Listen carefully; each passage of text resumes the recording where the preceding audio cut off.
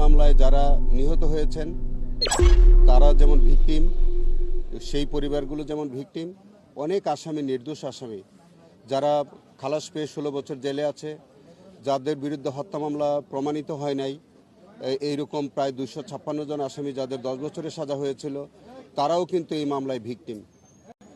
এবং আমি পরিষ্কার করে বলছি যে বর্তমান পরিবর্তিত পরিস্থিতিতে সাক্ষীরা নিরপেক্ষভাবে তারা সাক্ষ্য প্রদান করছে এবং আমরা বিশ্বাস করি যে বর্তমান এই আইনের শাসন প্রতিষ্ঠিত হওয়ার কারণে এবং বিচার বিভাগের স্বাধীনতা থাকার কারণে সাক্ষীদের উপরে খুব বেশি আমার ধারণা যে তাদেরকে প্রভাব বিস্তার করা হয় না। তারা স্বাধীন এবং নিরপেক্ষভাবে এসে আদালতে সাক্ষ্য দিচ্ছেন এবং এইভাবে যদি আমরা পরবর্তীকালে আমরা সেই সাক্ষ্য যদি অব্যাহত থাকে, আমি বিশ্বাস করি অনেক মানুষের তার অনেকগুলো আসামি তারা নির্দোষ সাব্যস্ত হবেন। এর কারণ হচ্ছে যে এই বিস্ফোরক দ্রব্য আইনের মামলায় শুধুমাত্র 17 জন আসামির বিরুদ্ধে অভিযোগ আছে, কিন্তু দুর্ভাগ্যজনকভাবে তৎকালীন তদন্তকারী কর্মকর্তা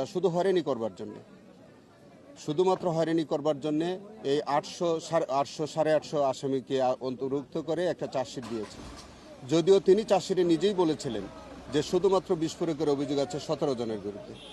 তা সত্ত্বেও বাকি আসামিদেরকে শুধুমাত্র হয়রানি করার জন্যে তাদেরকে চার্জশিটভুক্ত করেছিলেন।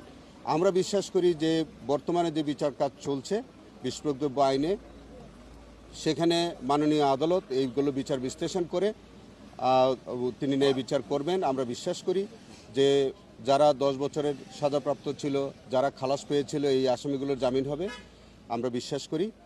এবং অনেক আসামি মহামান্য হাইকোর্ট বিভাগের খালাস পেয়েছে, তারাও কিন্তু খালাসপ্রাপ্ত এবং তারাও জামিন পাওয়ার হকদার এবং তারাও জামিন পাবে বলে আমরা প্রত্যাশা করি।